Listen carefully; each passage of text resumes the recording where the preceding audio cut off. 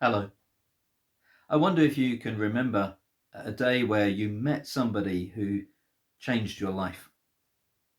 Back in 1992, I was on the stand for the Christian Union at the Freshers' Fair at university, and a young lady came by and asked about the Christian Union and signed up to join. And she's now my wife, and has absolutely no recollection of that day at all. I made no impression on her. But here in John's Gospel, we read of the day that the author of this book met Jesus for the first time. And he writes about the impression that was made on him and a group of young men who went on to become his disciples. We're reading from John chapter 1, verse 35. John chapter 1, verse 35.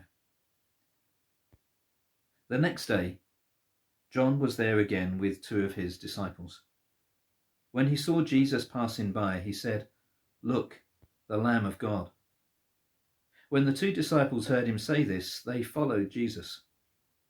Turning round, Jesus saw them following and asked, "What do you want?" They said, "Rabbi," which means teacher, "where are you staying?" "Come," he replied, "and you'll see." So they went and saw where he was staying, and they spent that day with him.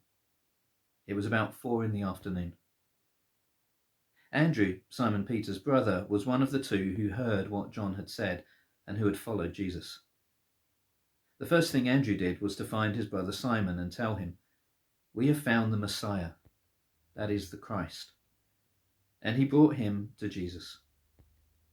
Jesus looked at him and said, "You are Simon, son of John. You will be called Cephas, which when translated is Peter." The next day, Jesus decided to leave for Galilee.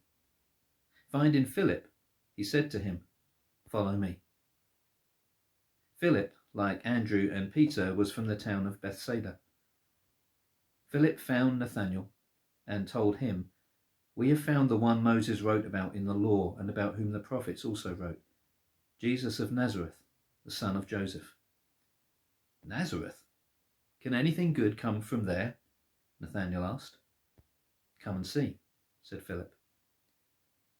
When Jesus saw Nathanael approaching, he said of him, "Here truly is an Israelite in whom there is no deceit."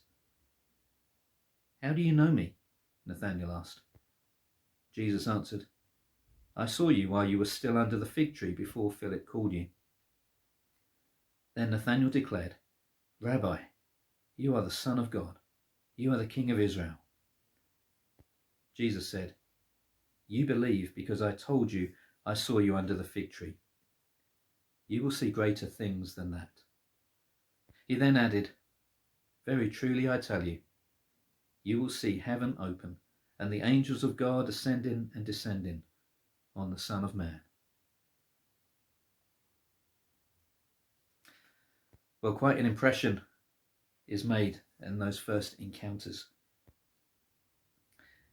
Jesus is pointed out by John the Baptist, and when they're pointed to Jesus, Andrew and John then begin to follow him, quite literally walking behind him. Jesus turns around and says, "What do you want?" I guess that's one of those deep questions that we need to think about, isn't it? What do we want in life? What really is important to us? They say, "Rabbi," which means teacher, "where are you staying?" I'm guessing where he was living wasn't the most important thing in their mind, but maybe they just weren't sure what to say. "Come," he replied, "and you'll see." And then what a day. They spend the day with Jesus. And John remembers it was about 4 p.m. That time stuck in his mind. Maybe he was meant to be somewhere else. Andrew, his friend, then goes to find his brother, Simon Peter. John mentions Andrew is Simon Peter's brother because by the time this book was written, not many people would have known about Andrew, but everybody knew about Simon Peter. He was one of the leaders of the church. And so Andrew goes to his brother and tells him, "We have found the Messiah, the Christ." Messiah is from the Hebrew. Christ is the Greek alternative, and John is writing this book for Greek-speaking people. That's why he kind of translates things every now and then. So he says, "We found the Messiah," and John says that means that's the Christ, the Anointed One. It was a title for the kings of Israel. They were known as the Lord's Anointed in the Old Testament, and so this is the promised King that we've been waiting for. Jesus sees Simon. He knows he's Simon, son of John, but he sees him and he knows him, not just what he is, but what he will be. And he tells him, "You will be called Cephas," Peter, the rock, Rocky maybe. He can see what he will make of this young man. The next day, Jesus decides to leave for Galilee, and he finds Philip, and he says to him, "Follow me." And then Philip, who also comes from the same town as Andrew and Peter, Philip finds Nathanael and tells him, "We found the one Moses wrote about in the law and about whom the prophets also wrote, Jesus of Nazareth, the son of Joseph."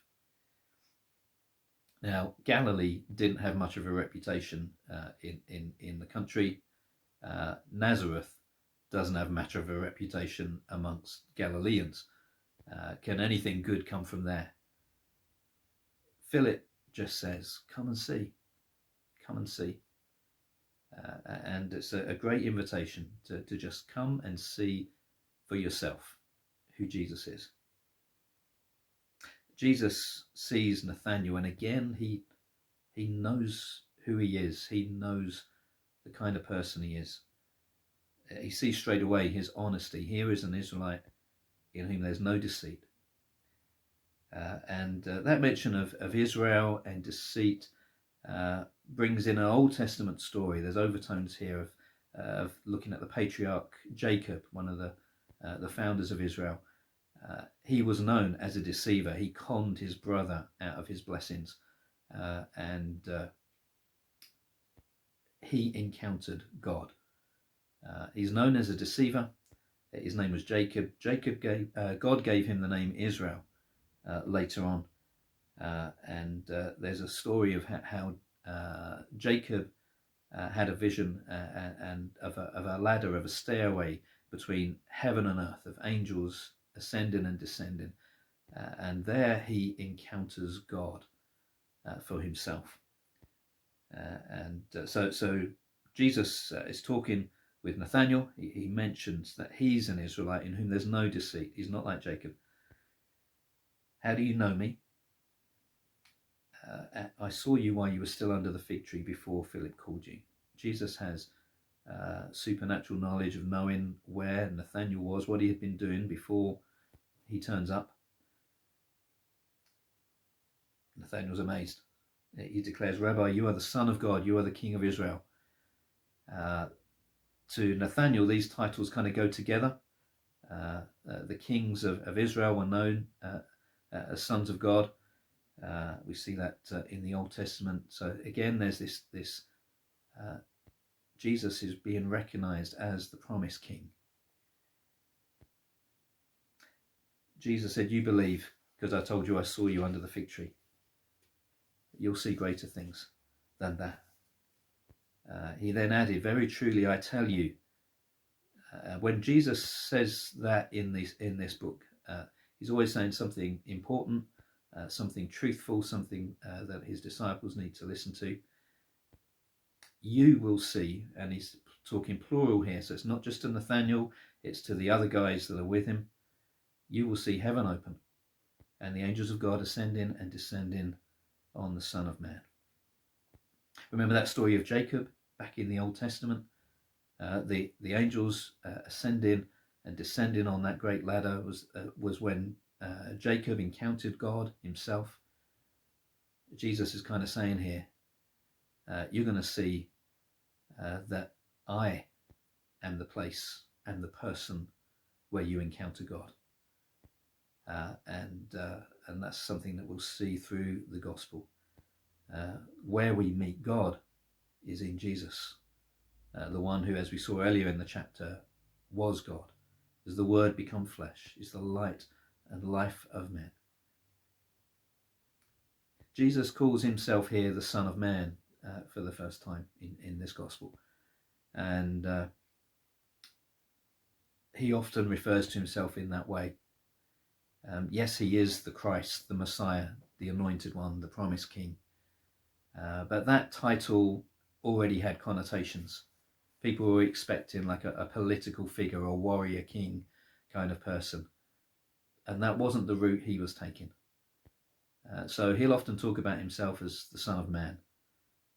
Again, emphasizes humanity, but also it's a title from the Old Testament, from the book of Daniel, where we see a figure called the Son of Man, who is worshipped by the peoples of the world.